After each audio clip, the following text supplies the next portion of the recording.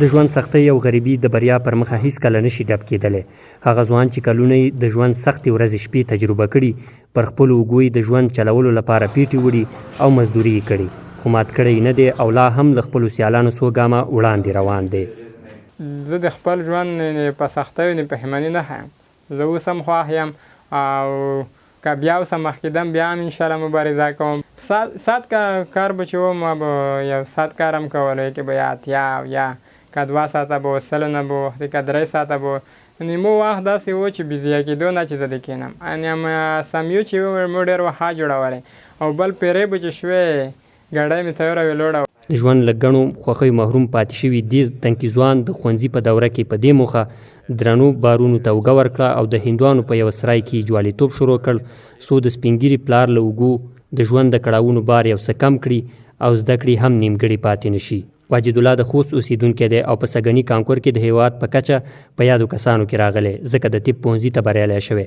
هغه وایي که څه هم تیر وخت یې ډېر په ناچارۍ او ستړیا تیر شوی دی، خو له هرې شیبې زده کړه کړې او د هرې ورځې ستړي ورته د پرمختګ نوې کړکۍ خلاصه کړې ده. دی زیاتوي چې د حالاتو داسې ترخو څپېړو وهلی دی چې لا یې هم په خپله دغه لویه بریا باور نشته، سره له دې چې هر څه په خپلو سترګو ګوري. هغه په خپلو خبرو کې له موج نیوز سره داسې وایي: کله چې ما په دې ښوونځي کې درس شروع کړو، کله به چې ما سهار درس ووایي نو ماسپښین به ما خپل کار کولو، نو بالکل که ستونزې وي هم خپل درس ته جریان مو وساتلو. نورو خلکو ته مې دا پیغام دی کوم خلک چې اسانتیاوې لري باید د خپل کورنۍ هیواد سره خیانت ونه کړي، په ښه ډول درس د ځان لپاره ووایي او نور خوښ کړي تر څو هیواد ته د خدمت جوګه وګرځي.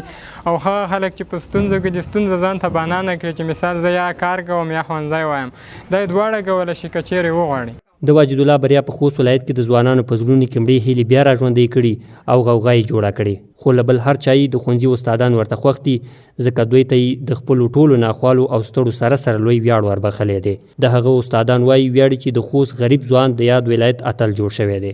تقریبا په 2-3 اونیو کې د خپل ځون داسې موږ ته ثابت کړ چې د هر استاد او د ادارې فکر او ذهن د طرف ته و.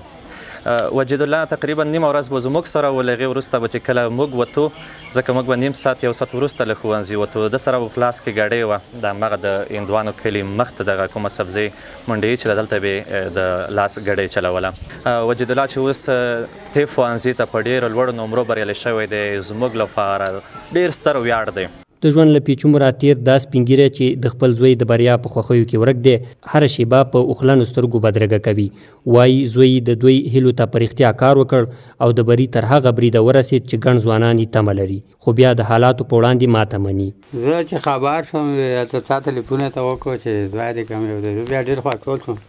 مو بیا دعوا وکړه ته مې چې خدای ټوله مونږ افغانان چې دا چا بچي دي دا داسې دي لکه مونږ خپل بچي دا ټوله داسې کامیاب کړي د افغانستان ته خدمات وکړي.